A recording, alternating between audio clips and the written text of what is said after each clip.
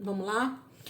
Eu não vou ler o capítulo 15, gente, porque realmente eu não quero perder tempo com isso. Como assim, Elisângela, perder tempo de ler a palavra? Não, não é isso. Eu até digo para você dar uma lida depois no texto, mas é um texto tão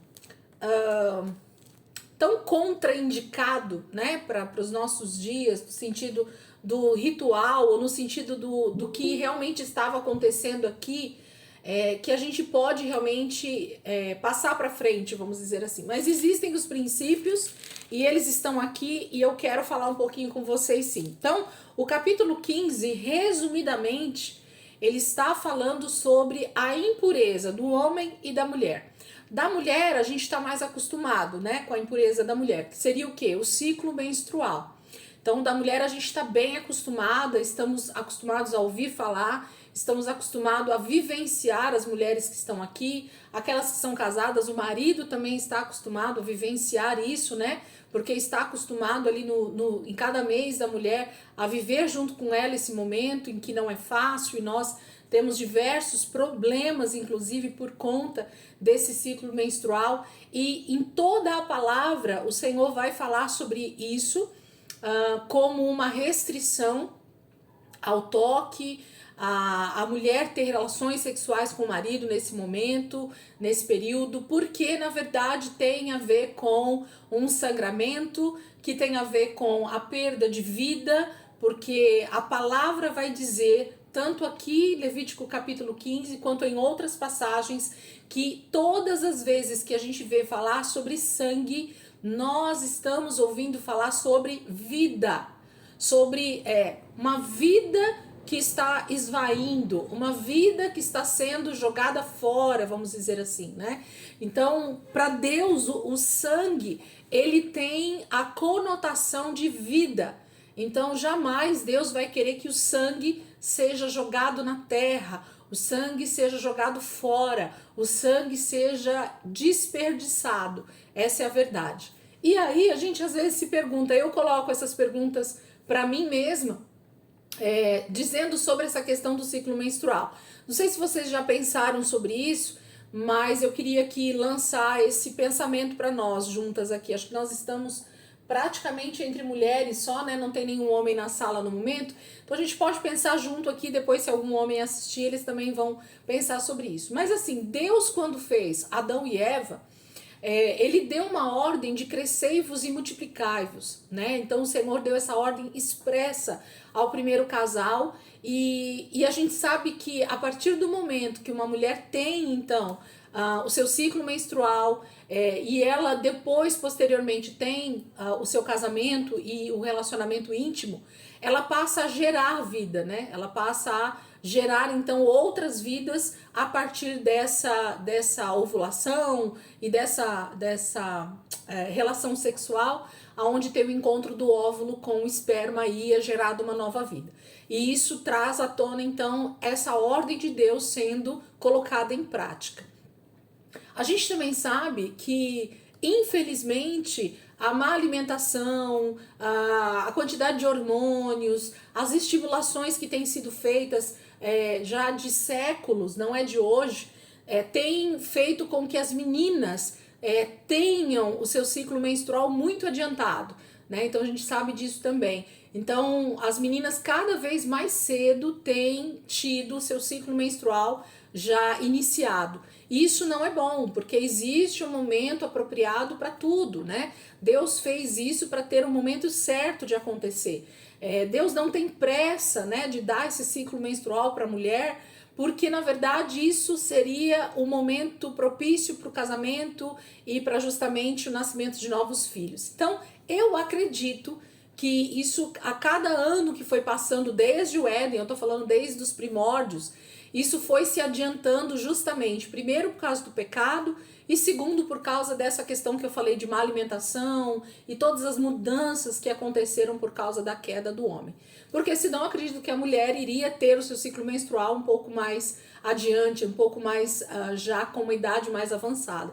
Talvez 18, 20 anos, não sei. Isso não tá na Bíblia, não dá pra gente especular, mas eu acredito que Deus traria esse ciclo menstrual um pouco mais adiante, não para uma menina de 10 anos, como aconteceu comigo, ou uma menina de 12 anos, né, como existe aí acontecendo toda hora, com as meninas muito novas ainda, já tendo o ciclo menstrual iniciado, tá? Então, quando Deus fala sobre isso na palavra, ele vai falar que a pessoa vai estar impura. Então, a mulher, dentro do seu período menstrual, a Bíblia vai dizer que a mulher estaria impura. E nós já entendemos que essa questão da impureza ou da pureza no livro de Levítico não está falando de pecado, e sim de alguém que estava limpo e se sujou. Então a gente precisa sempre lembrar disso, gente. Não esqueçam desse detalhe, tá? Sempre que a Bíblia falar sobre impureza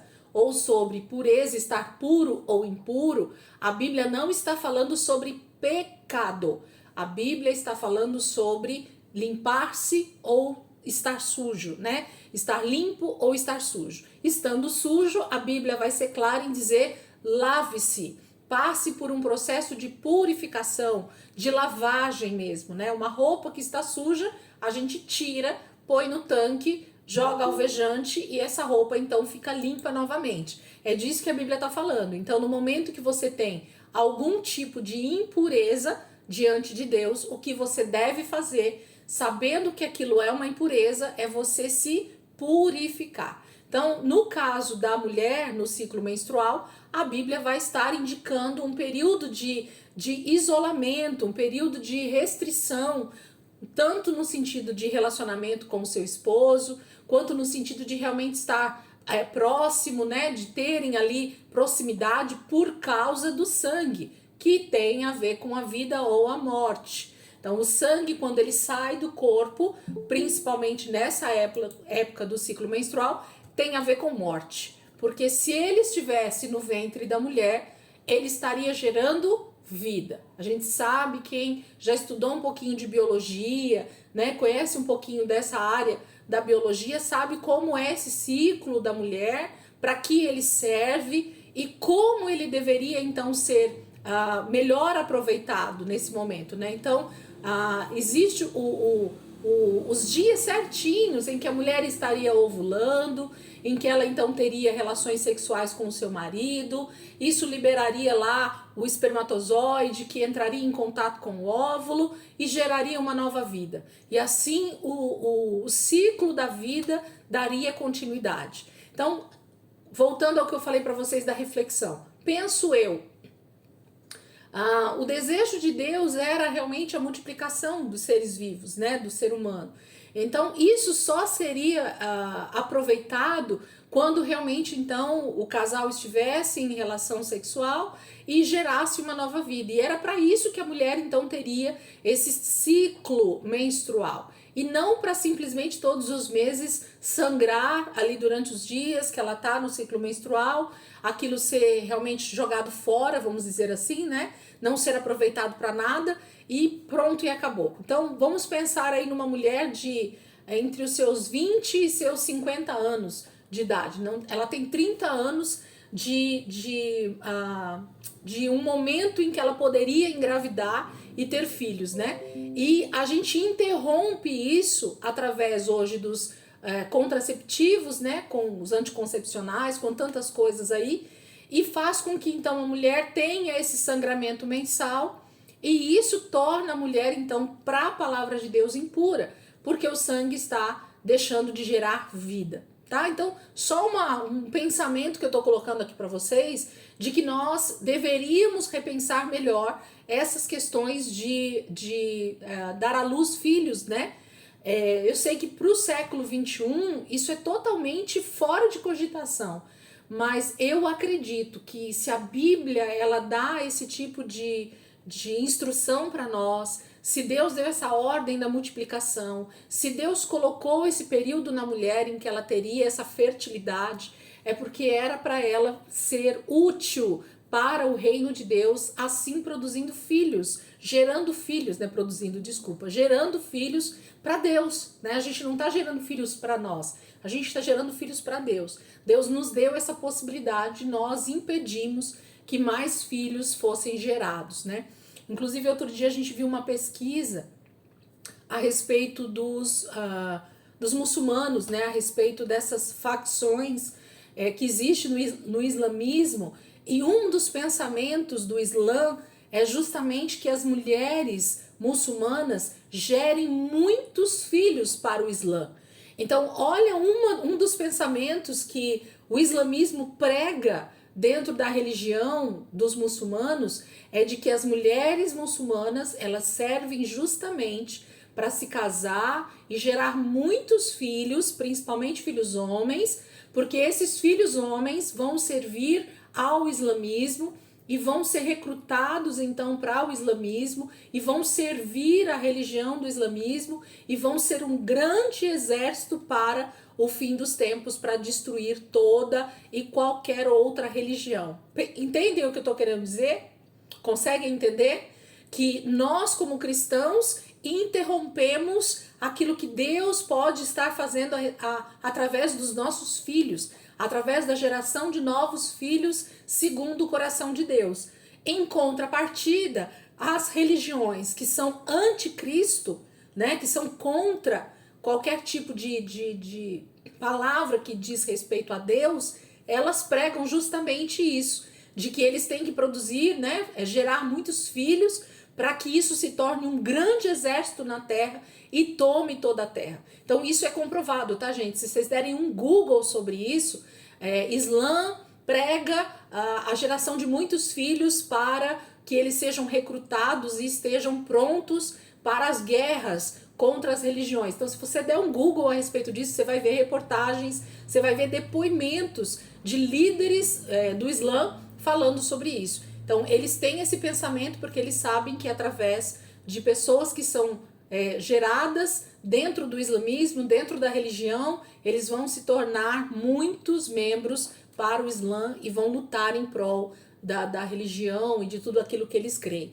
Então, isso é o contraponto, né, do cristianismo, o contraponto dos filhos de Deus, que hoje, não só hoje, há séculos já, vem diminuindo cada dia mais a geração de filhos, achando que isso é um benefício para as famílias, né? Então, para minha família, gerar 2 filhos foi suficiente, ponto final, eu encerro isso. Será que era o que Deus gostaria que acontecesse na minha família? Será que era isso que Deus tinha para mim como mãe, como geração de filhos, né, para a sociedade e para uma família que pudesse reproduzir o caráter de Cristo na terra? Então fica aí uma reflexão para nós pensarmos como cristãos, olharmos para a palavra e ver o que Deus então tem para nos ensinar sobre isso, tá? É só um pensamento que eu levantei aqui com vocês que me passa pela cabeça e que a gente deveria sim repensar e ensinar para os nossos filhos que ter filhos é muito bom, né? Ter filhos é bênção, ter filhos é um cumprimento, inclusive, de um mandamento do Senhor, né? Crescei-vos e multiplicai-vos, está na palavra, e Deus tem prazer no nascimento de novas crianças, de novos filhos numa família, tá bom? É bênção do Senhor mesmo. Então, às vezes a gente tem paralisado, né, a bênção de Deus. Então, a mulher se torna impura nesse momento porque ela tá sangrando ali, ela tá pondo vida para fora, sendo que ela deveria ter a vida dentro do útero dela sendo gerada, né? Então, esse ciclo menstrual, ele põe vida para fora, ele gera morte ao invés de vida, né? Então, em vez do ciclo menstrual tá gerando um bebê no ventre da mulher, ele está sendo posto para fora, gerando morte, sangue sendo colocado para fora e não gerando vida, tá? Então, tudo que gera o pensamento de morte, ou tudo que gera realmente morte, Deus então diz que nós nos tornamos impuros com isso. E o povo de Israel, em especial, né, o povo de Israel nesse momento, como a presença de Deus estava ali no meio deles através do tabernáculo, ele então proíbe literalmente qualquer pessoa que tenha algum tipo de impureza no caso aqui da mulher, o ciclo menstrual, ou qualquer outro tipo de corrimento, inclusive, que a pessoa não pudesse estar ali no tabernáculo, que ela não pudesse ficar no meio da sua família, literalmente, que nada que ela tocasse seria bom, né? Aquilo deveria ser purificado. Gente, vamos levantar de novo uma questão aqui para nós que a gente precisa estar sempre lembrando, porque senão parece meio ilógico para nós. O livro de Levítico, ele está sendo dado para Israel e em especial aos sacerdotes e os levitas, a tribo de Levi, porque a presença de Deus está agora constantemente no meio deles através do tabernáculo. A gente vai ler alguns capítulos para frente, vocês vão perceber Deus enfatizando isso, que ele estaria ali, a presença dele estaria ali, e por causa disso eles teriam que se santificar, por isso que eles não poderiam estar impuros, porque qualquer tipo de pecado ou impureza diante da santidade de Deus é morte. Diante da santidade de Deus é morte certa. Então esse é o recado que Deus está passando. Diante da minha presença, diante da minha santidade, você precisa se preocupar com a sua santidade, com a sua pureza, com a sua vida diante de mim, na mesma proporção. Deus é santo, eu preciso ser santo. Deus é puro, eu preciso ser puro. Em Deus há vida, então em mim não pode haver morte, ok? Então tudo que possa nos mostrar morte ou trazer a ideia de morte, ela precisava ser totalmente purificada para que eles pudessem estar na presença de Deus. Então é disso que a gente está falando. Não é algo para qualquer pessoa que Deus está dando essa lei, que Deus está ensinando isso, é para o seu povo. Se nós hoje somos esses sacerdotes, que nós já entendemos que nós somos, se nós hoje somos essa nação santa, esse povo escolhido do Senhor, então isso serve para nós sim. Deus é santo e eu preciso estar me santificando. Deus é puro e eu preciso estar sempre me purificando, entendendo que a vida é o que vale diante de Deus, jamais a morte, tá? Em contrapartida, a gente tem as impurezas dos homens e que às vezes nós, principalmente mulheres, às vezes nem nos atentamos a isso porque é menos falado, é menos explicado, a gente tem menos contato com isso. Mas homens também têm essa questão de algum tipo de corrimento, algum tipo de líquido, né? Ele fala que se o homem ficar impuro através de um fluxo, seja ele qual for, se o homem colocar para fora o sêmen, né, de qualquer maneira que não seja através do ato sexual, isso tudo se tornava impureza. E aí, eu não sei se eu já falei aqui para vocês em aula, mas eu lembro uma vez, faz um tempo já, e algumas pessoas talvez já podem ter me ouvido falar sobre isso. Eu lendo um texto, eu não me lembro qual agora, foi no Novo Testamento, ali no início do Novo Testamento, em algum dos anos da minha leitura, e quando fala que Jesus ele foi gerado então pela ação do Espírito Santo, levantou uma questão dentro de mim a respeito dessa questão do nascimento de Jesus. Como é que Jesus havia sido gerado no ventre de Maria? Como é que Jesus então nasce com essa natureza divina? Né? Como é que Jesus nasce 100% homem, mas também 100% Deus? Ele não é 100% homem e 50% Deus. Não, Jesus é 100% homem, mas também é 100% Deus. Então, entender isso para mim naquele momento foi fazer perguntas para mim, fazer perguntas para a palavra para que eu pudesse entender. E não só isso. Aí eu fui fazer pesquisas, eu fiz perguntas para profissionais da área da saúde para entender.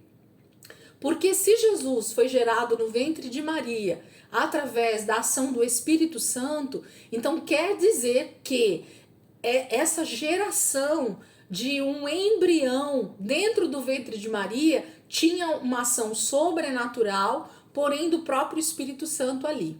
E aí a primeira questão que veio para mim tanto Jesus quanto Adão foram gerados por Deus. Adão também nasce né, através de uma ação sobrenatural de Deus, tanto Adão quanto Eva são tirados ali, Eva da costela, mas Adão totalmente por uma ação soberana de Deus, né?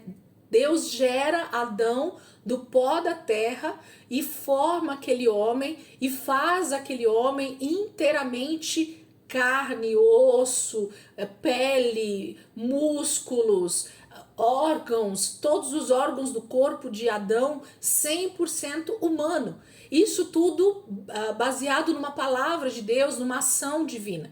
Então, tanto Adão, antes do pecado, quanto Cristo, no ventre de Maria, eles são gerados exatamente de forma sobrenatural por Deus. Ok? Até aqui? Entenderam o que eu tô falando? Tá dando para compreender? Seguindo aqui meu raciocínio? Ok. Aí eu perguntei, então, como que no caso de Jesus, isso poderia ser gerado no ventre de Maria e não ter, então, o entendimento natural de que Jesus, então, seria, sim, filho de Maria, como, inclusive, algumas religiões acreditam, a própria Igreja Católica prega isso, porque eu já fui católica, nós temos aqui a Maria também, que é católica, e que isso é enfatizado, de que Jesus é filho de Maria, ok? Maria é a mãe de Jesus, ok? Então, isso gerou uma certa pergunta na minha cabeça, e eu fui pesquisando, olhando para a palavra, mas também pesquisando. E o que eu descobri com isso, gente? Perguntei para um amigo que é ginecologista, um vizinho lá da igreja. Não é mais, Maria? Aceitou Jesus como Senhor e Salvador? Oh, glória! Jesus é bom. Se foi isso que aconteceu, né? Mas mesmo sendo católica, você não deixava de ser nossa irmã, viu, gente? A gente precisa crer que os católicos também são cristãos. A igreja protestante nasce da igreja católica. No outro momento a gente estuda um pouquinho de história da igreja. Mas glória a Deus, viu, Maria? Pelo seu novo nascimento, por Jesus ter entrado nessa história aí e encontrado a tua vida, assim como encontrou a minha e todos nós. Fico muito feliz por isso. E aí, eles enfatizam, então, que Jesus é filho de Maria. E eu, então, perguntei para um ginecologista, amigo, que é cliente lá da loja. Teve um dia que eu perguntei para ele, eu falei, doutor, me explica como é que o bebê, estando na barriga da mãe, como é gerado o sangue que é colocado nas veias dessa criança. Porque se o sangue de Jesus, ele nos purifica de todo pecado, ele precisava ser 100% homem, mas também 100% Deus. E essa foi a minha dúvida, a questão do sangue de Jesus, que nos purifica de todo pecado, ok? Se tivesse tido a ação de Maria na história, Jesus não seria simplesmente o Filho de Deus, porque ele também teria o sangue de Maria, ok? Dentro das suas veias. E aí veio a minha descoberta, gente, para minha surpresa, e eu acredito que isso tem a ver com esse texto também de Levítico capítulo 15. Quando a mulher, ela está gerando um bebê no seu ventre, o sangue que é então gerado, né, construído, não sei como a palavra que a gente pode usar, o sangue que começa a correr nas veias desse bebê, ele não vem da mãe. A mãe, a genitora ali, a mulher que está gerando o bebê, ela não doa, ela não tem nenhuma participação na geração do sangue nas veias do bebê. Então, a mãe não tem contato nenhum do sangue dela com o sangue do bebê. O sangue nas veias do bebê, ele é gerado através do sêmen do homem quando o espermatozoide, então ele entra em contato com o óvulo. É depois dessa fecundação, através do espermatozoide, e então dessa fisiologia, nessa graça de Deus, que é a gestação de um bebê, é daí que o sangue é gerado nas veias do bebê. Então, o sangue da mãe não tem contato nenhum com o bebê que está no ventre dela, ok? A única participação da mãe ali com o bebê a respeito da alimentação através do cordão umbilical, ok? Então, as proteínas, as vitaminas é o que vai para o bebê. Então, Jesus, ele não recebeu nenhum tipo de outro sangue a não ser o sangue de Deus, porque quem gerou Jesus na barriga de Maria foi o próprio Deus. Tem uma passagem, quem está comigo há mais tempo já viu eu falar sobre esse texto, eu não me lembro se está em Filipenses, em Colossenses, que fala que é o próprio sêmen de Deus que gerou Jesus no ventre de Maria. Então a vida de Deus, literalmente através de um sêmen, um espermatozoide, vamos dizer assim, para a gente entender, que gera Jesus no ventre de Maria. Tá? Pode parecer uma grande loucura, e eu não vou nem falar heresia, porque não tem lógica, que eu não estou falando de doutrina, nada aqui, ok? Mas eu estou tentando explicar para vocês como Cristo, como Jesus foi gerado no ventre de Maria, e por que ele pode ser, sim, 100% homem, mas também 100% Deus, porque ele só tem o sangue do Pai. Ele não foi gerado de uma mulher e de um homem, mas ele foi gerado exatamente como Adão foi gerado, de uma intervenção divina, 100% divina. Entenderam o que eu falei aqui? Tudo certo para vocês? Isso é muito poderoso, ok? Deus, o Pai, gerou Jesus no ventre de Maria, ok? Então Maria foi só realmente o casulo poderoso para gerar Jesus, mas Maria não teve nenhum tipo, por isso que ele diz que ele não é nascido de carne ou sangue, né? No caso da geração dessa criança. Diz, Ângela, por que você está falando isso? Porque então todo bebê, o sangue de cada criança também é gerado através do sêmen do marido e não da mulher que está gerando, tá? Então, todos os bebês nascem da mesma forma. O sangue que é gerado nas veias dos bebês vem através do sêmen do marido. Por quê? Sêmen é sangue, ok, gente? O sêmen que está lá no homem e que então entra em contato com o óvulo, aquele sêmen, aquele espermatozoide é sangue. Só que ali, naquele momento, ele tem esse outro formato. Aí vocês não me perguntem, porque aí tem que entrar na aula de biologia, tá bom? Aí eu já não conseguiria explicar. Mas o que eu quero explicar para vocês é que tanto o ciclo menstrual da mulher, que ali sim tem sangue vivo, literalmente, né? O sangue na cor que a gente conhece, quanto o sêmen do homem também é sangue, só que está num formato diferente, mas os dois são sangue, tá bom? Então é isso que eu queria explicar. Então por isso que Deus diz que tanto o ciclo menstrual da mulher quanto o sêmen do homem, eles são considerados para Deus sangue, que é vida e que não poderia ser desperdiçado na terra, não poderia ser desperdiçado a não ser para gerar outra vida. Ok? Então é disso que Deus está falando aqui no capítulo 15 de Levítico, que qualquer tipo de fluxo que seja jogado fora, seja tanto do homem quanto da mulher, nós estamos desperdiçando vida. E isso traz impureza, então, para aquela pessoa que está gerando aquele fluxo ou gerando aquela menstruação, no caso da mulher, tá bom? Então por isso que se torna impuro aquele que tem contato com isso. Sangue seria vida, mas naquele momento, por causa daquela maneira como ele está acontecendo ali no ciclo ou no fluxo, ele se torna morte. Então é sujeira, é impureza, tá bom? E a gente então não deve ter contato, aqui no caso da lei para Levítico, ok? Por causa da santidade de Deus. Por isso que eu não quis ler, tá? É disso que o texto está falando, esse ritual, né, não cabe para nós hoje. Jesus morreu e ressuscitou em nosso favor, e nós temos então o sangue dele que nos cobre, e é através desse sangue puro e maravilhoso que nós temos vida hoje, né? Então, a gente só precisa rever alguns princípios aí que eu acabei de falar no início da aula para vocês sobre a geração de filhos, né? Sobre nós pensarmos mais sobre a geração de filhos, ok? Mas eu quero que vocês olhem um versículo aqui no finalzinho do capítulo 15 junto comigo.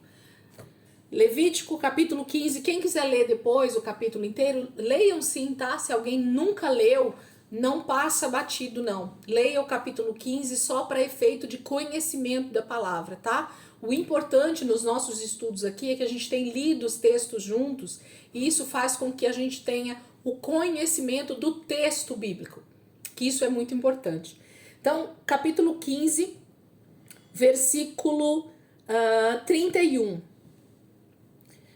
Levítico capítulo 15, versículo 31 e 32, 33, que finaliza então o capítulo 15 para a gente passar para o próximo. Levítico capítulo 15, versículo 31 vai dizer assim: Deus está dizendo, ó, mantenham os israelitas separados das coisas que os tornam impuros, para que não morram por contaminar com sua impureza o meu tabernáculo que está entre eles. Essa é a regulamentação acerca do homem que tem fluxo e daquele que sai o sêmen, tornando-se impuro, da mulher em sua menstruação, do homem ou da mulher que tem fluxo e do homem que se deita com uma mulher que está impura, tá? Então, tá se falando literalmente da contaminação através do sangue, seja do sangue da menstruação de uma mulher ou seja do sangue do sêmen de um homem, tá? Então tá se falando exatamente da mesma coisa. Os dois têm sangue que está sendo então colocado para fora de forma errada, de forma que não seria o ideal, tá bom? É isso que Deus está falando. Isso traz impureza, sujeira, lembra? Sujeira, eu preciso me limpar. Sujeira, eu preciso ficar longe para não me sujar. Se eu tô limpo, eu preciso me manter longe da sujeira para não me limpar, para não me sujar. Mas se eu me sujei, eu preciso me purificar. É isso que a palavra vai dizer aqui no capítulo 15 para todo Israel fazer. Eles precisavam ter essa separação durante esse período para não contaminar. Mas qual é a parte mais importante? O finalzinho do versículo 31. Olha o que Deus está dizendo. Mantenham os israelitas separados das coisas que os tornam impuros, para que não morram por contaminar com sua impureza o meu tabernáculo. Então, a questão aqui é que a contaminação, a sujeira, estaria contaminando o tabernáculo. Quando eu, que estou sujo, entro no tabernáculo, quando entro no lugar santo, quando entro no lugar onde a presença de Deus está, eu levo comigo a sujeira, eu levo comigo a impureza, se eu não estou lavado, se eu não estou limpo.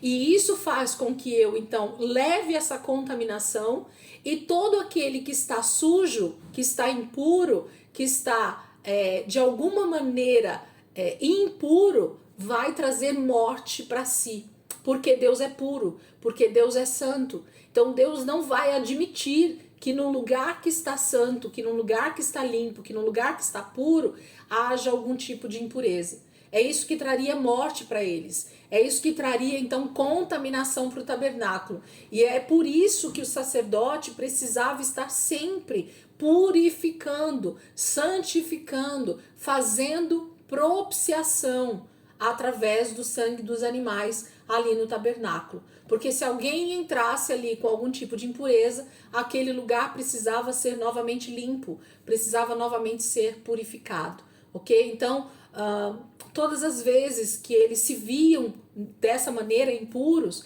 eles precisavam dar um passo para trás, fazer o ritual de purificação para que então eles pudessem entrar novamente. O que eu quero falar com isso também? Quando a gente pensa em tabernáculo, a primeira menção que a gente tem, ou a primeira ideia que a gente tem, é justamente sobre o tabernáculo que Moisés acabou de construir ali no deserto para a presença de Deus, certo? Só que quando nós estudamos Êxodo capítulo 40, falando sobre a construção do tabernáculo e sobre o que era cada um daqueles ambientes, nós vimos e entendemos que o tabernáculo hoje é o nosso próprio corpo.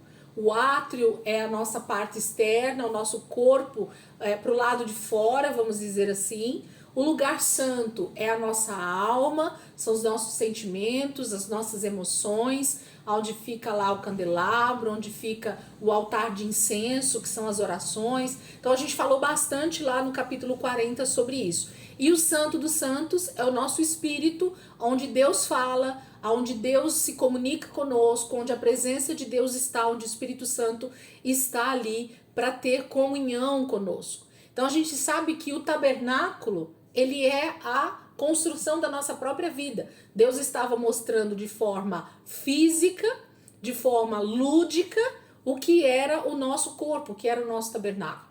Então quando ele fala aqui que para não contaminar com impurezas o meu tabernáculo, é porque tudo que traz morte, tudo que representa morte, traz impureza para que lugar hoje, gente? Para o nosso corpo físico, que é o templo do Espírito Santo, que hoje representa então esse tabernáculo. Então onde é que não pode ter impureza, gente? No nosso corpo. Percebem? Que Deus estava mostrando através de um lugar físico, através de uma tenda física construída ali no deserto, ele estava fazendo alusão, fazendo uma tipologia do que seria o nosso próprio corpo. Israel não tinha condições naquele momento de ser considerado o tabernáculo de Deus. Deus não poderia vir habitar no corpo do homem por causa da morte espiritual, até que Jesus viesse e realmente fosse essa propiciação por todos nós. Eles tinham que ter um local físico construído através dessa tenda ou do próprio templo ali de Salomão, para que a presença de Deus viesse habitar. E ali eles faziam todos os rituais, e ali eles faziam todas as festas, né, que Deus então pedia. E Deus fala que aquele lugar não poderia ser contaminado com impurezas.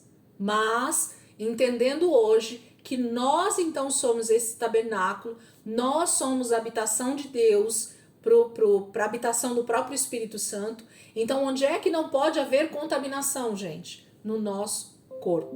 Entenderam? Façam joia aí para mim. Vocês entenderam tudo que eu expliquei até aqui, certinho? Deu para entender o que Deus está falando sobre a impureza do homem e da mulher? Então, morte não pode estar no nosso corpo.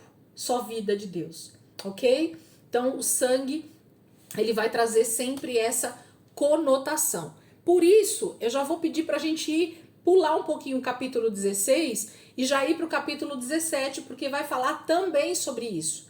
Eu vou voltar no 16 porque a gente vai continuar falando sobre essa questão da expiação, mas eu quero que a gente já vá para o 17 e para o 18, porque vai falar sobre esse pode e não pode. E por que que não pode e por que que pode, né? Então vai mostrar isso para nós. Então eu queria que agora a gente lesse o capítulo 17 de Levítico, tá? Só pulo 16 aí, mas a gente vai voltar nele.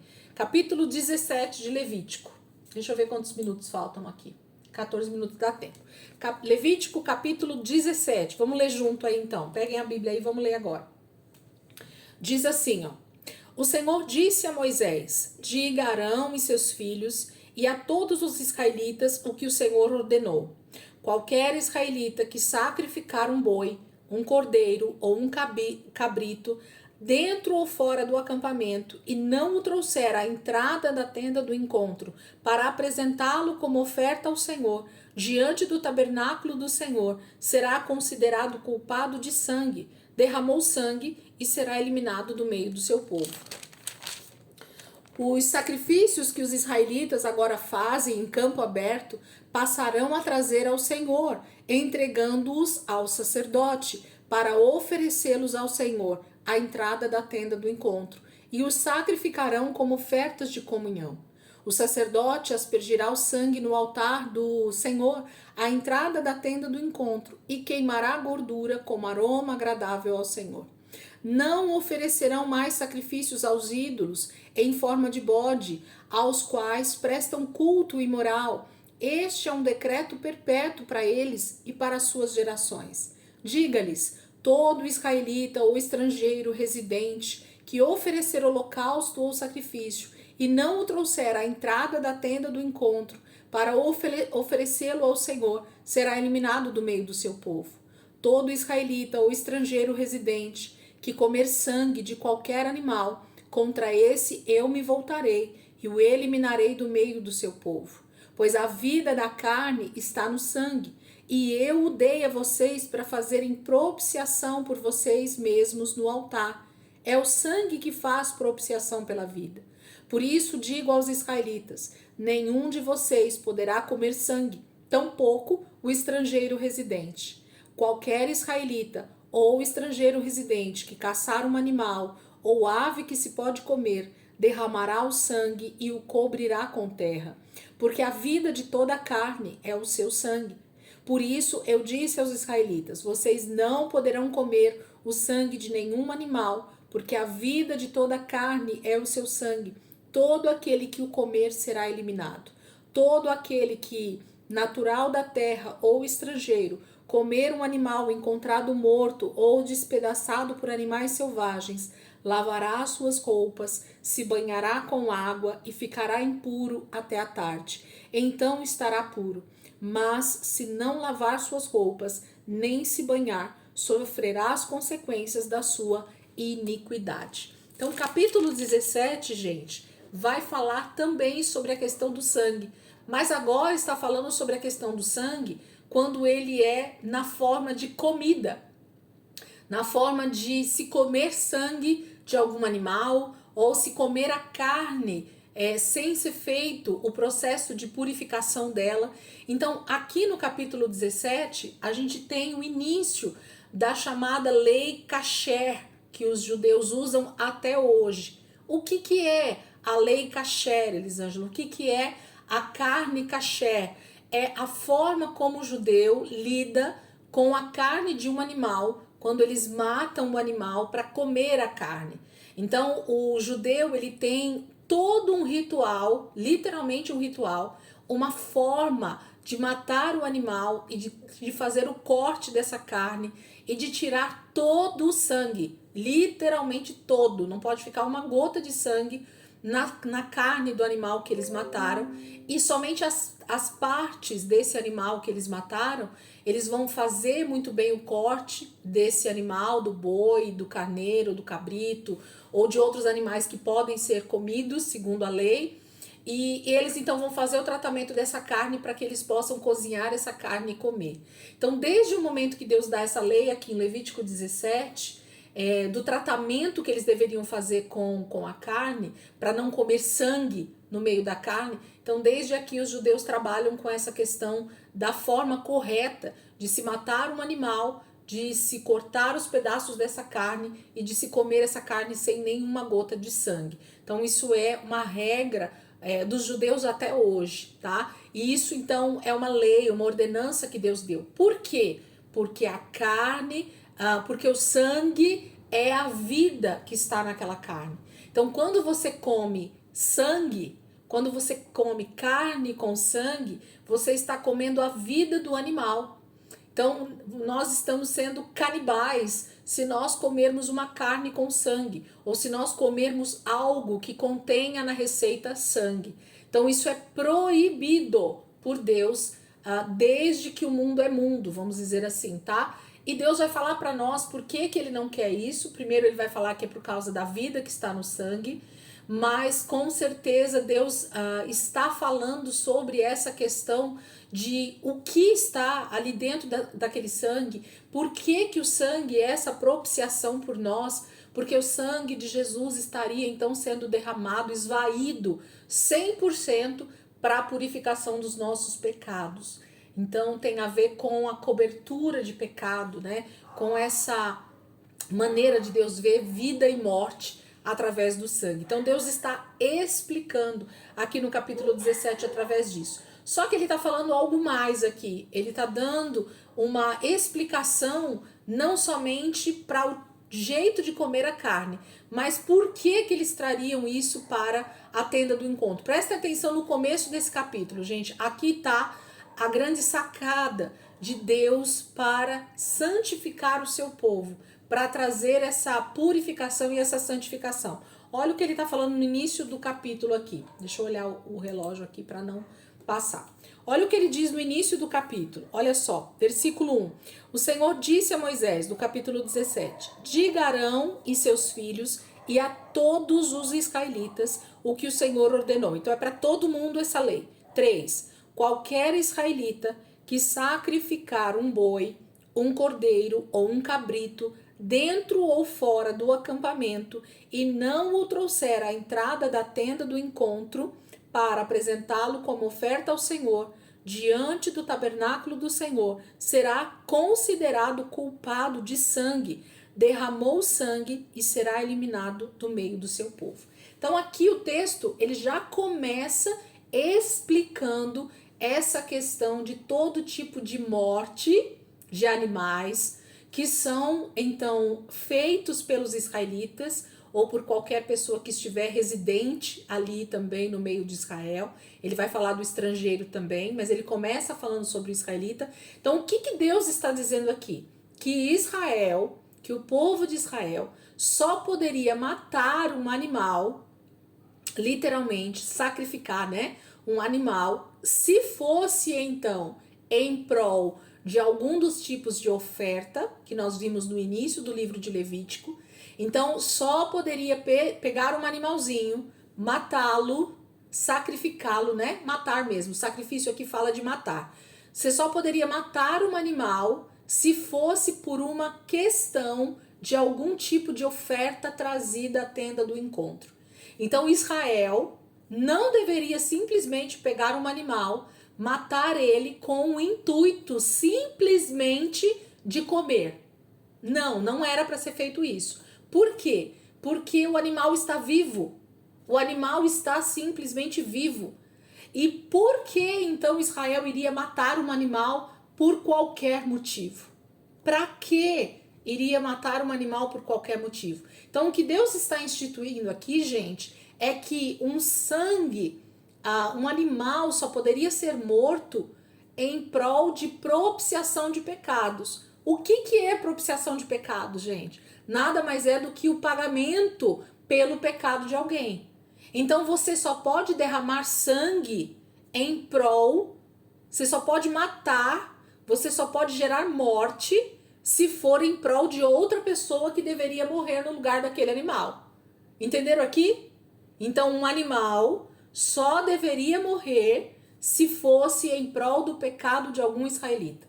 Senão ele não poderia ser morto. Por isso que Deus está dizendo assim, se vocês matarem um animal fora do acampamento, ou até mesmo dentro do acampamento, e não for levá-lo, ou não fazer esse sacrifício ali na tenda do encontro, ali no tabernáculo, vocês vão ser culpados pela morte desse animal. Para que ele está sendo morto? Qual o intuito da morte desse animal? Porque deveria ter um porquê, deveria ter um pra quê, né? Pra que aquele animal está sendo morto? Então não era para matar por qualquer motivo. Vai escutando, vai percebendo. Versículo 5. Os sacrifícios que os israelitas agora fazem em campo aberto, né? Em qualquer lugar que alguém matava um animal, passarão a trazer ao Senhor, entregando-os ao sacerdote, para oferecê-los ao Senhor à entrada da tenda do encontro. E os sacrificarão como ofertas de comunhão.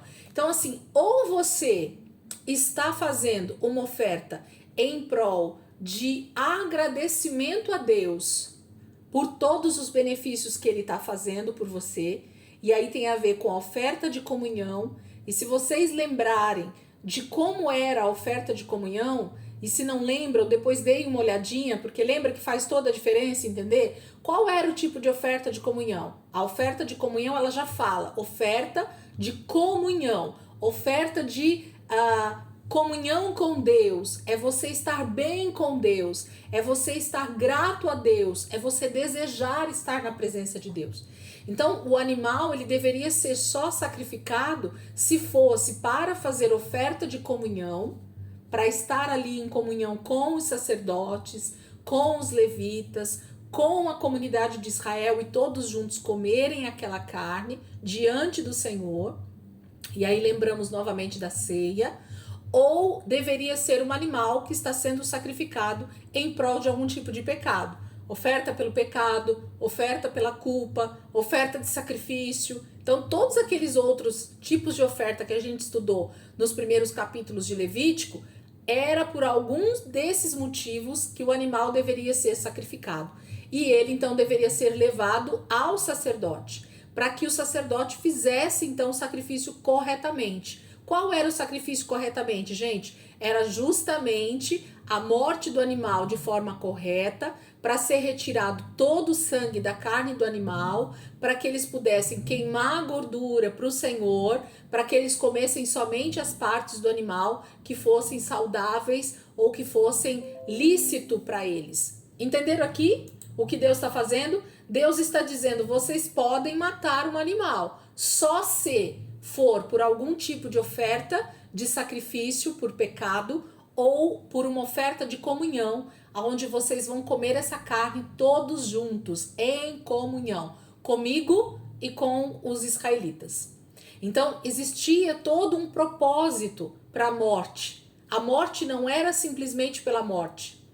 Para Israel, matar um animal para comer não era simplesmente uma atitude natural. Eu vou ali no meu quintal, pego um cabrito, pego uma galinha, pego qualquer animal e mato e como e tá tudo certo. Não.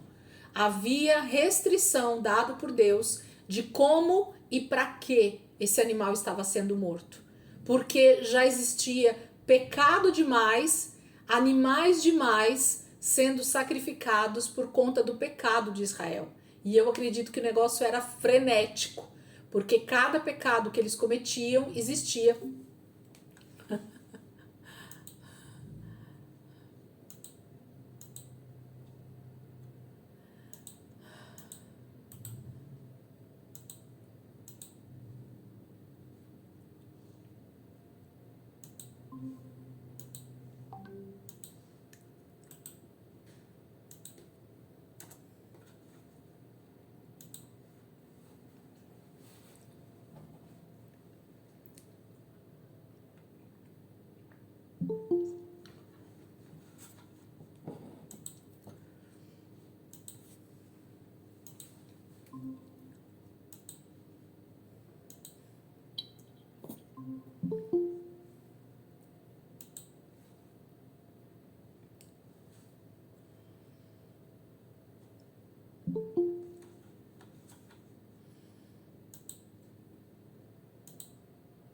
Perdão, meus irmãos.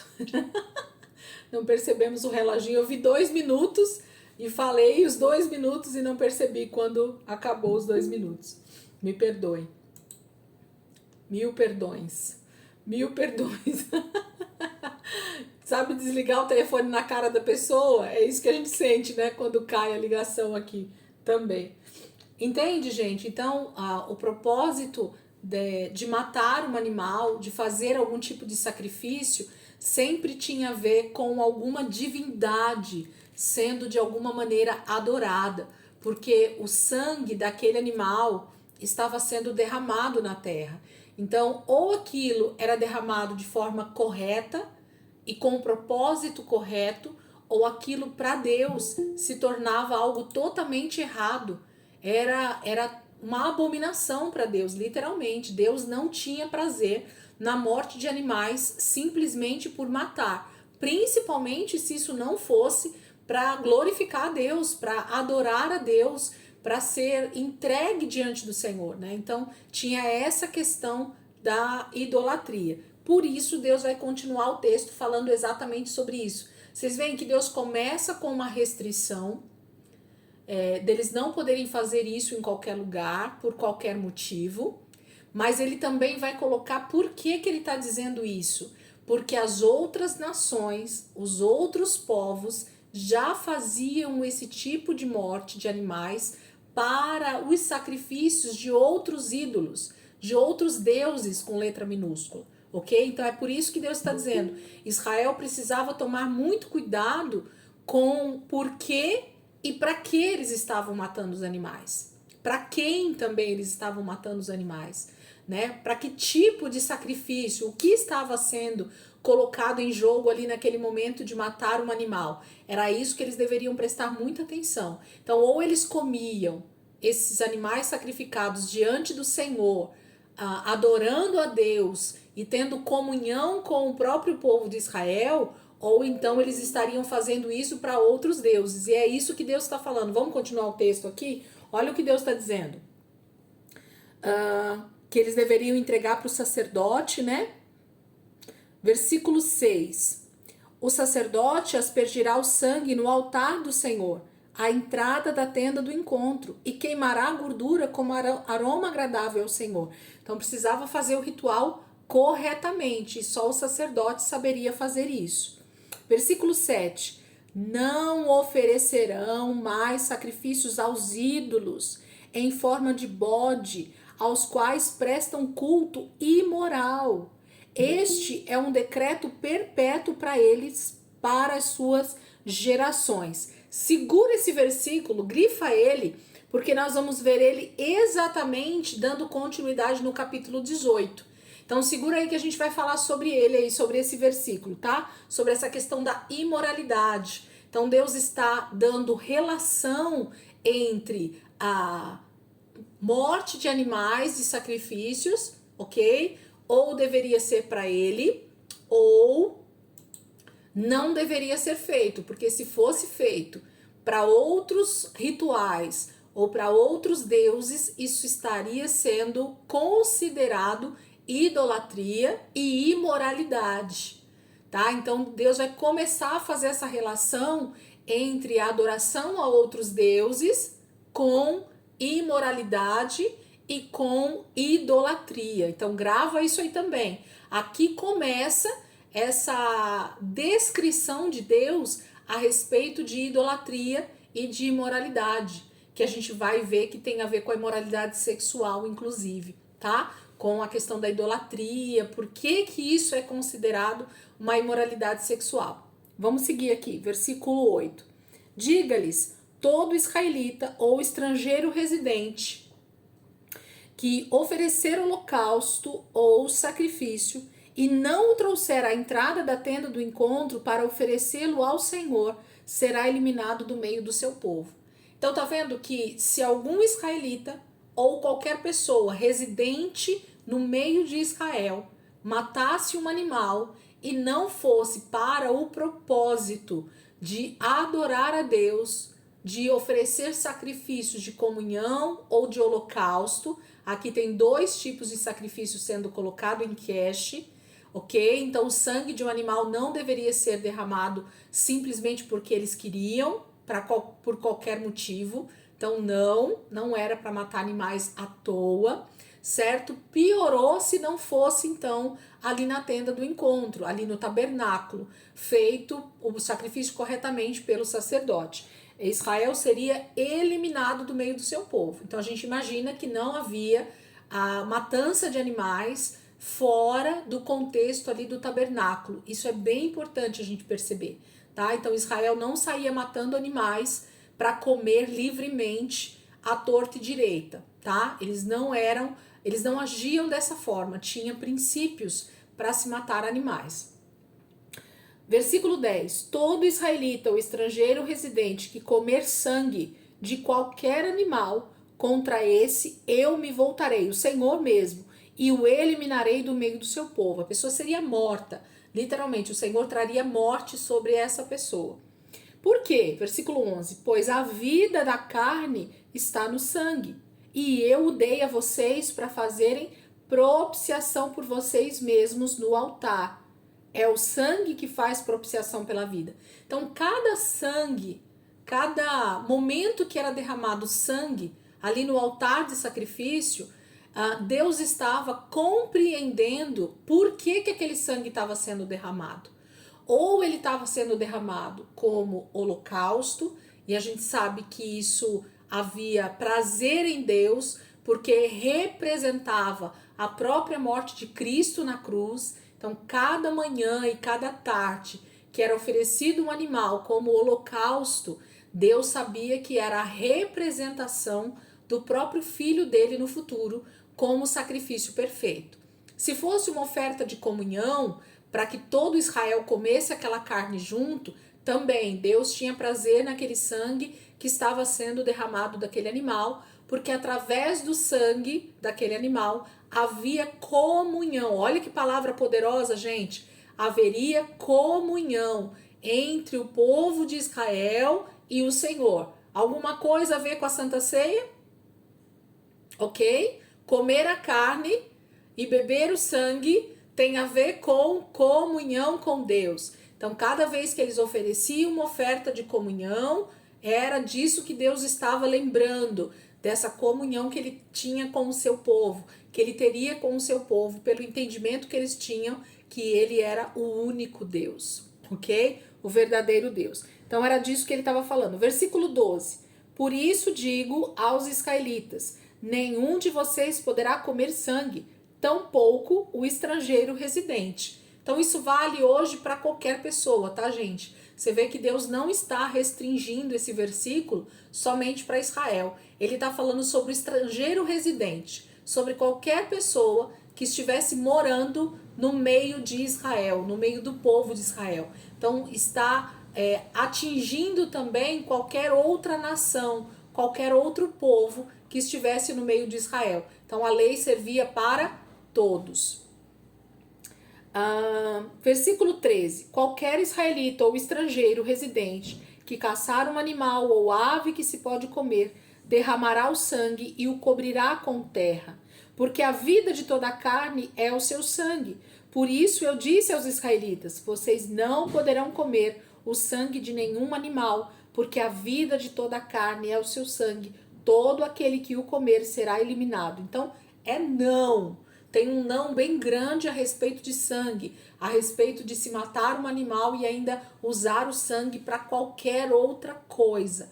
O sangue deveria ser enterrado na terra, se não fosse ali na tenda do encontro. Se por algum motivo eles matassem algum animal fora ali do arraial, fora do acampamento, ou houvesse a morte de um animal por algum tipo de doença, ou qualquer coisa, né, que acontecesse com algum animal, o sangue daquele animal deveria ser enterrado na terra. A terra traz de volta, né, o sangue desse animal ali. Versículo 15. Todo aquele que, natural da terra ou estrangeiro, comer um animal encontrado morto ou despedaçado por animais selvagens, lavará suas roupas, se banhará com água e ficará impuro até a tarde. Então estará puro. Mas se não lavar suas roupas, nem se banhar, sofrerá as consequências da sua iniquidade. Era proibido, era terminantemente proibido para Israel, para qualquer israelita. Piorou para a tribo de Levi ou sacerdotes comer alguma carne de animal que tivesse sido morto de qualquer maneira ou despedaçado, né, por animais selvagens. Um leão que comeu um boi, esse animal não poderia ser comido, ele tinha que ser literalmente queimado ou enterrado para que a própria terra dissolvesse e acabasse com aquele animal. Não poderia ser feito a ingestão daquele animal, porque provavelmente a carne estava contaminada com sangue, não tinha sido tirado corretamente o sangue daquele animal. Quando o animal morre, se não é tirado o sangue dele instantaneamente no momento do sacrifício, a carne fica contaminada com o sangue, tá, gente? É por isso. Então, os animais para Israel, para o judeu comer, precisa ser feito o sacrifício corretamente daquele animal, a retirada de todo o sangue, que é a chamada lei kasher, tá? Os judeus usam essa lei até hoje para comer carne. Eles não comem carne se não passar por esse processo da forma correta de tirar o sangue da carne, tá bom? Então, isso é uma lei que permanece. Gente, tem 15 minutos. Vamos entrar aqui no capítulo 18. Provavelmente a gente não vai conseguir terminar o capítulo 18 inteiro, mas a gente já começa a falar um pouquinho sobre ele. A gente vai voltar lá no 16, tá? Não fiquem preocupados, porque a gente vai voltar lá na expiação. Mas isso aqui tá falando de um assunto só, por isso que eu decidi ir direto aqui dentro dos capítulos 15, 17 e 18, tá? Acho que até o 19 a gente vai falar um pouquinho dele antes de voltar lá pro 15, pro 16. Capítulo 18, olha o que ele diz aqui para nós. Vamos ler o capítulo 18 e aí qualquer coisa a gente começa a falar dele e depois a gente volta semana que vem. Capítulo 18 diz assim: Disse o Senhor a Moisés: Diga o seguinte aos israelitas: Eu sou o Senhor, o Deus de vocês. Não procedam como se procede no Egito, onde vocês moraram, nem como se procede na terra de Canaã, para onde os estou levando. Não sigam as suas práticas. Pratiquem as minhas ordenanças, obedeçam aos meus decretos e sigam-nos. Eu sou o Senhor, o Deus de vocês. Obedeçam aos meus decretos e ordenanças, pois o homem que praticar viverá por eles. Eu sou o Senhor. Ninguém poderá se aproximar de uma parente próxima para se envolver sexualmente com ela. Eu sou o Senhor. Não desonre o seu pai envolvendo-se sexualmente com a sua mãe. Ela é sua mãe. Não se envolva sexualmente com ela. Não se envolva sexualmente com a mulher do seu pai. Isso desonraria o seu pai.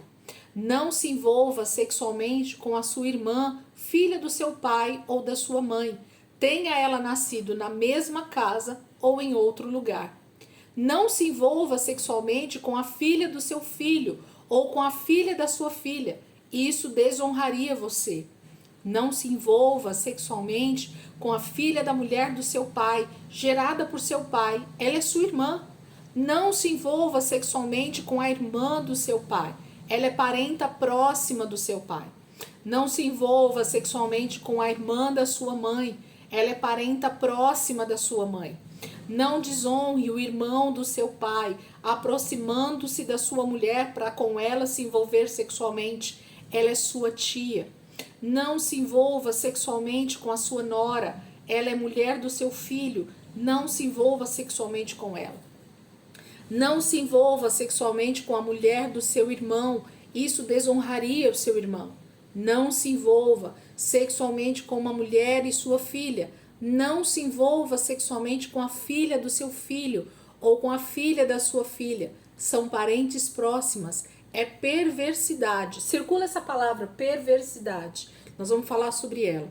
Não tome por mulher a irmã da sua mulher, tornando-a rival, envolvendo-se sexualmente com ela, estando a sua mulher ainda viva. Não se aproxime de uma mulher para se envolver sexualmente com ela quando ela estiver na impureza da sua menstruação. Não se deite com a mulher do seu próximo, contaminando-se com ela.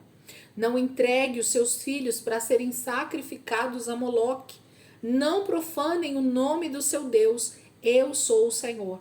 Não se deite com um homem como quem se deita com uma mulher. É repugnante. Circula a palavra repugnante. Nós vamos falar sobre ela.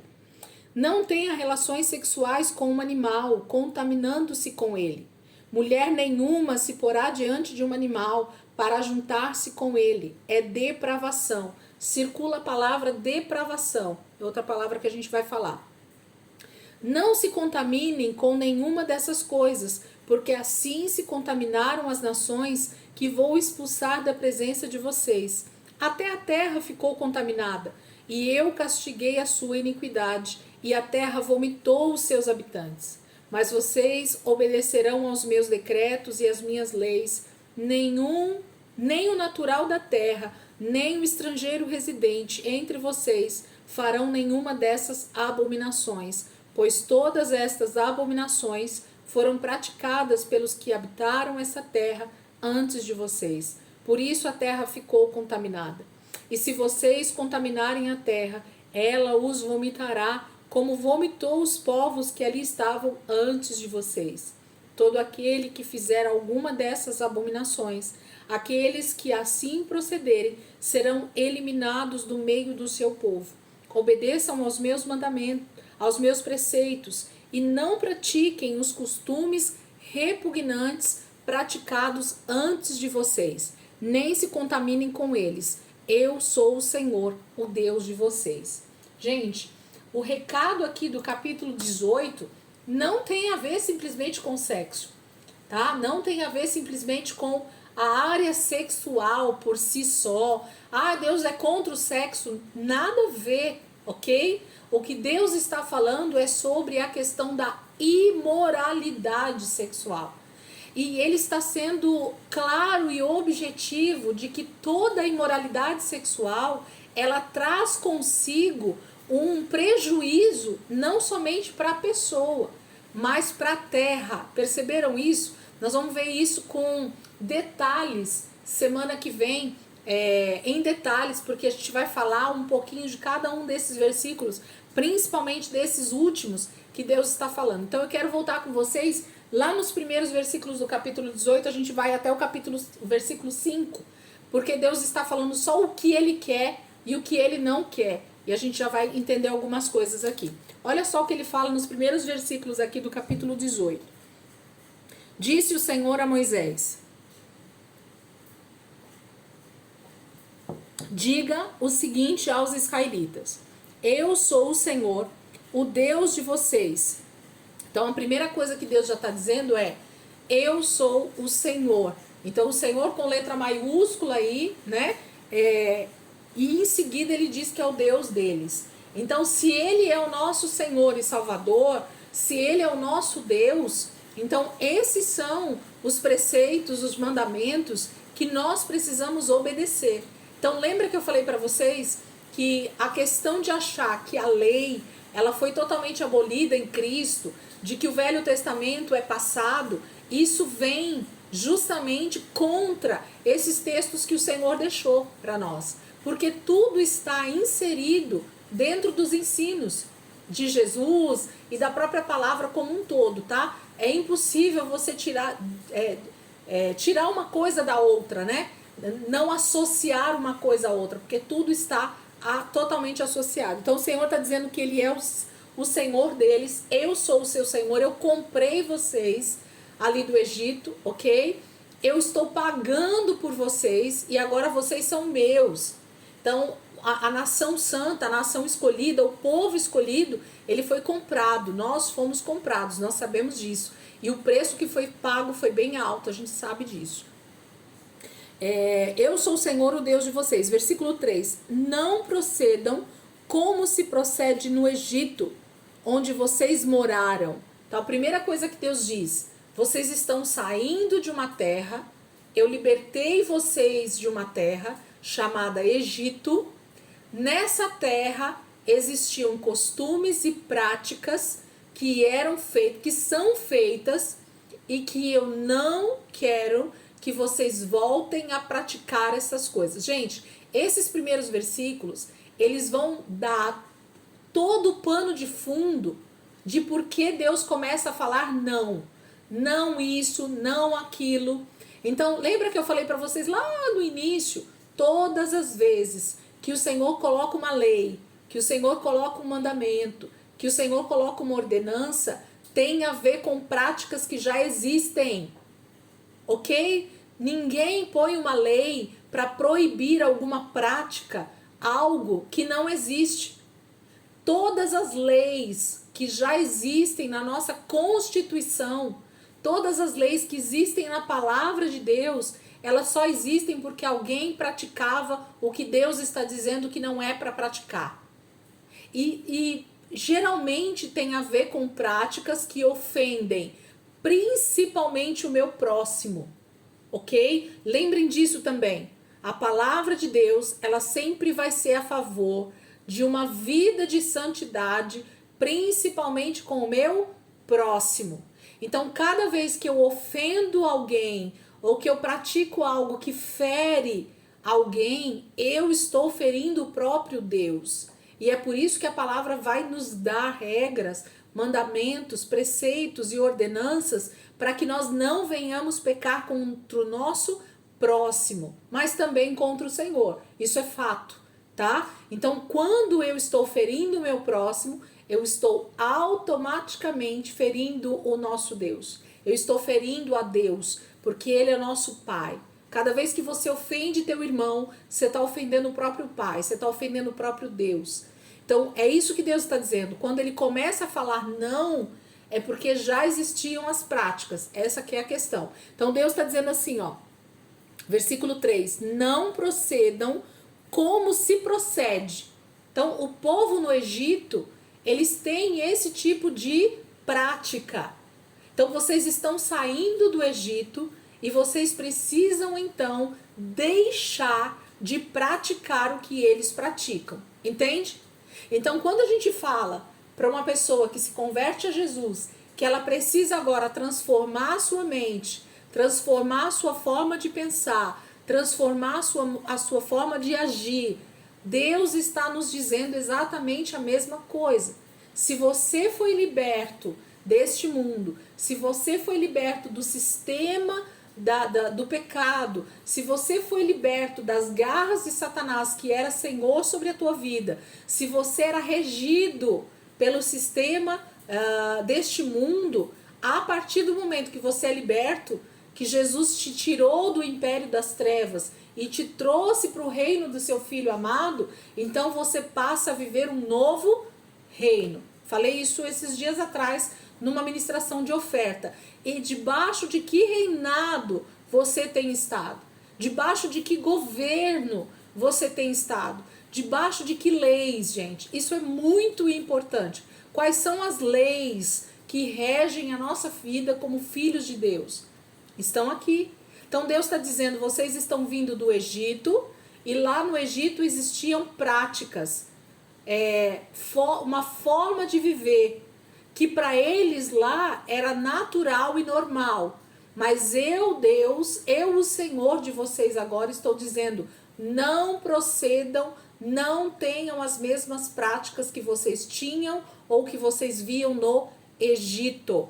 Então essa é a primeira questão que Deus está falando. Não procedam como se procede no Egito, onde vocês moraram, nem como se procede na terra de Canaã, para onde os estou levando. Então não só Deus está falando do Egito, de onde eles estão saindo, que Deus acabou de libertar eles, mas Deus está falando também sobre uma terra que ele está levando esse povo. E nós vamos ver que Deus está falando também sobre Canaã, porque os povos que estão morando em Canaã também têm as mesmas práticas ou piores do que a do Egito. Ok? Então Deus está dando dois extremos para Israel, gente. Nem é para proceder como o Egito, de onde eles estão saindo, mas também não é para proceder em Canaã como as nações que moram ali em Canaã. Entenderam? Então tem dois extremos que Israel vai precisar literalmente não se misturar ou não praticar as suas práticas. Então existem duas questões. E quando Deus então começa a colocar os não aqui, ninguém não desonre, não se envolva, não. Deus está falando de práticas que já existem. Anotem aí. Essas práticas já existem. Tanto lá no Egito como em Canaã. Então Deus vai dar regras agora e mandamentos para Israel de coisas que ele não quer ver o seu povo fazendo, procedendo, praticando, ok? É disso que Deus está falando.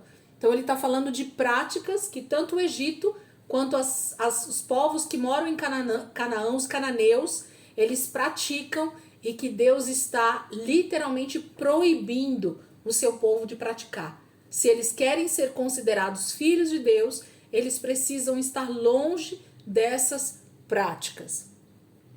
Aí ele diz assim, não sigam as suas práticas, o finalzinho do versículo 3, né? Não sigam. Seguir, gente, como é seguir alguém?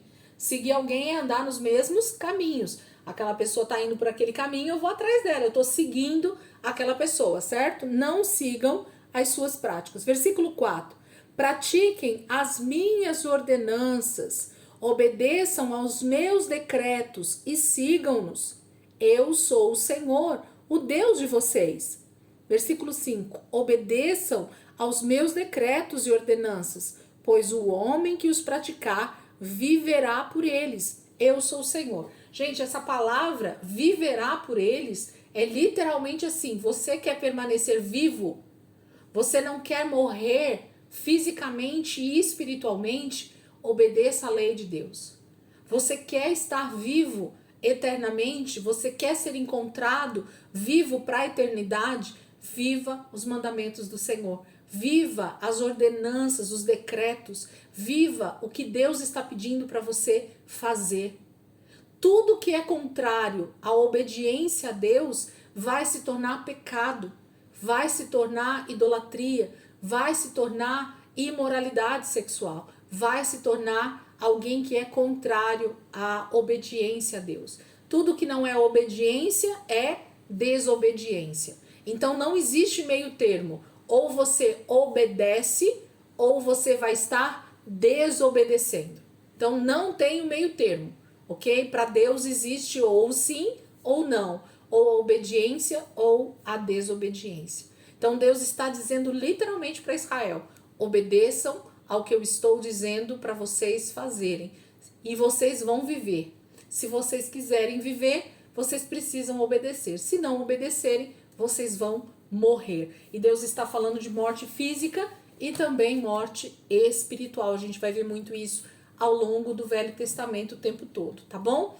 Então, semana que vem a gente vai entrar então nesses versículos do capítulo 18, em especial, principalmente nesses não e essa questão da perversidade. Eu vou explicar para vocês o que essa palavra representa aqui no original, a questão do repugnante e a questão da depravação, tá? Então, o que Deus está falando. E aí, do versículo 24 até o finalzinho, Deus está falando tanta coisa poderosa aqui para nós, gente. Nós precisamos entender o que Deus está ensinando para o seu povo, porque isso vale e muito para nós, mesmo nos dias da graça, porque a palavra continua a mesma. O Deus continua o mesmo, ele não muda. Amém? Vamos orar para a gente terminar então? E semana que vem a gente vai voltar aqui. Provavelmente semana que vem a gente faça o 18 e o 19.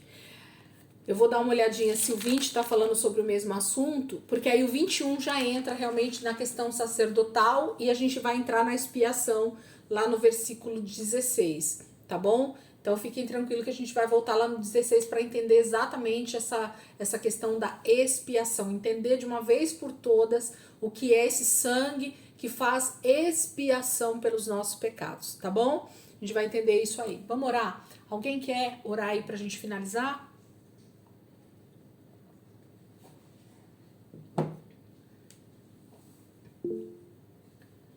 Ora aí, crente.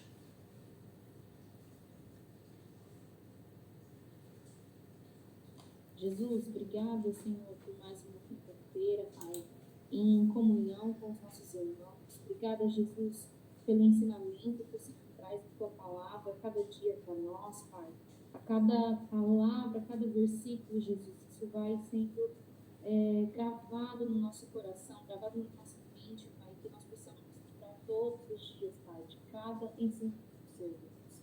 Obrigada, Senhor, nos dá um fim de semana presença, em paz, Jesus, e que o Senhor possa continuar frutificando, Pai, a vida da nossa professora, que o Senhor possa continuar dando graça e sabedoria para ela, Senhor. Amém. Amém. A pessoa quer orar só para poder mostrar o apartamento novo, viu, gente? Ó, ela quer mostrar lá o apartamento novo, a geladeira dela, side by side, ela quer ficar mostrando, ó. Tem louça na pia. Gente, Deus abençoe. Ótima noite para vocês. Bom descanso, viu? Deus abençoe. Obrigada. Até quinta-feira, se Deus quiser. Amo vocês. Deus abençoe.